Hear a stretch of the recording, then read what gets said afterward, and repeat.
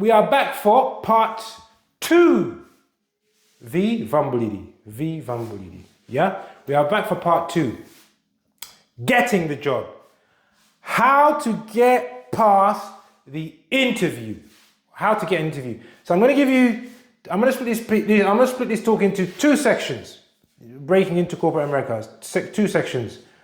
Things to do before the interview, and then 2 things to do during the interview. And if you follow these things, you are most likely to walk out of the interview with a job offer. All right?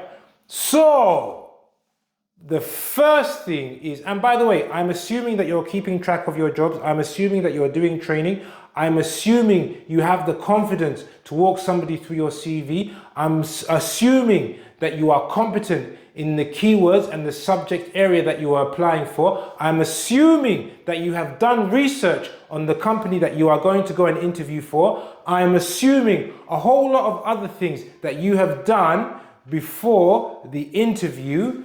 And these things which I'm going to give you are by no means exhaustive, but they are things to add the sprinkle and sparkle so that you walk out with a job interview. The first thing that you need to do is to, in fact, this is very simple.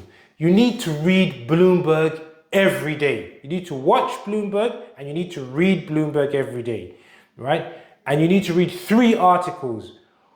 1 on macroeconomics, right? Because we're in corporate America. And by the way, your company, I don't care who you work for. I don't care if you work for the NHS. I don't care if you work for pharmaceutical. I don't care if you're a doctor. I don't care if you're a nurse. I don't care if you're a cleaner. At some stage, your company, if it's $1 billion company, will appear on Bloomberg, right? So it's important that you understand the language of business. So one article on macroeconomics, right? 1 article on the industry that you're in. So if you're in healthcare, 1 article on healthcare. If you're in finance, 1 article on mergers and acquisition. If you're in technology, 1 article on technology. Whatever you're in, 1 article. If you're in fashion, 1 article in fashion. 2, the 3rd article is going to be on the op-ed section, the opinions, where you have an opinion or columnist like Muhammad Al-Arian, like Larry Summers. I don't know, one of these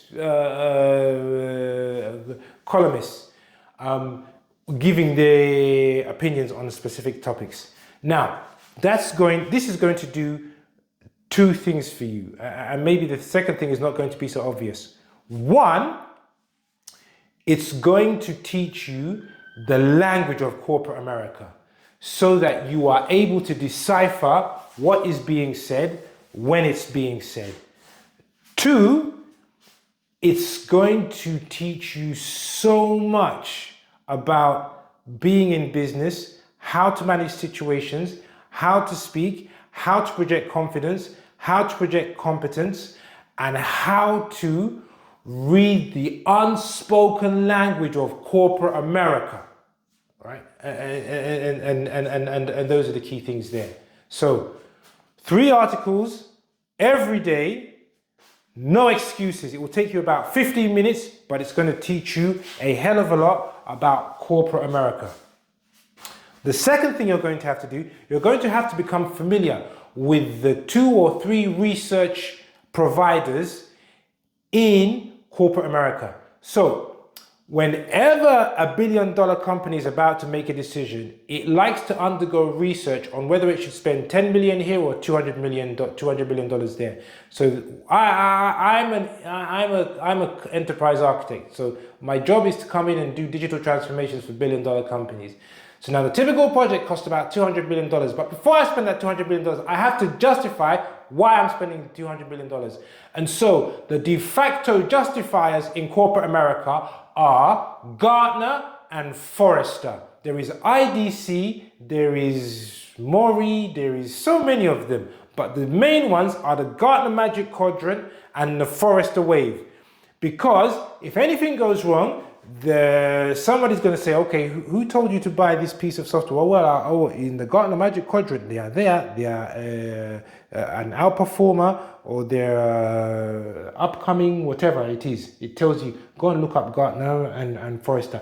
You need to know these things, and you need to be reading one article per week from the Forrester Wave and the Gartner Magic Quadrant within your industry. And that's going to teach you so much about being in corporate America and the way that they make decisions. So, Bloomberg, research houses, no excuses. Now, in the interview, figure out how to get through the gatekeepers, the rec agent and the HR person. Generally, a contractor, you're only going to do 2-stage interview or 1-stage interview in some cases. And so it's easier to be as a contractor. Employee and graduate, you've got to go through a whole lot of hurdles, aptitude tests, etc. You've got to figure those out. But assuming you've got through all of those, you're now in the interview room. What's the most important thing that you need to lean into whilst you're in the interview? And that is the interviewer.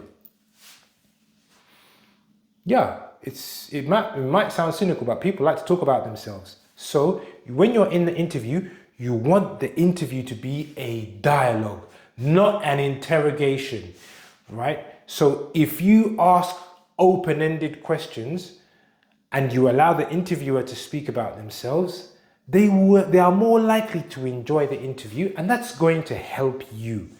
And so don't ask closed-ended questions, ask open-ended questions like, oh, what got you into IT? How have you lasted so long at the firm? What are the most difficult things you guys find in this job role? And where do you need most help? Where are you struggling most? Ask open-ended questions.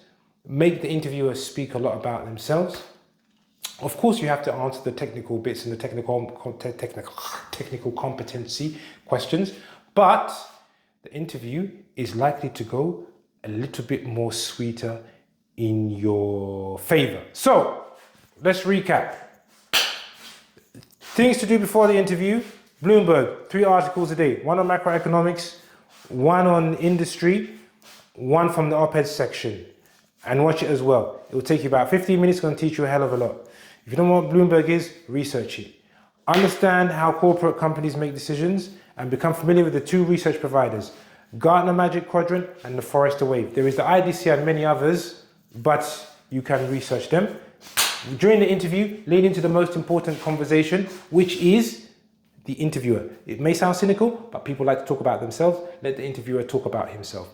If you do these things and a whole lot of other things that I've seen that you've done, you are more likely to walk out of the interview with a job offer.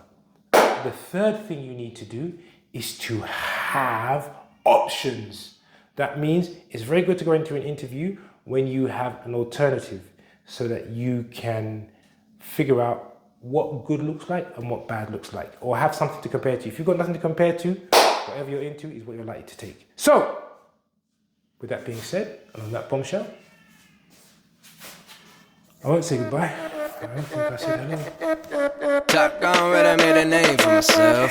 Can't lie, I'm doing well for my age. My dog said they're praying on my downfall. Well, that is true.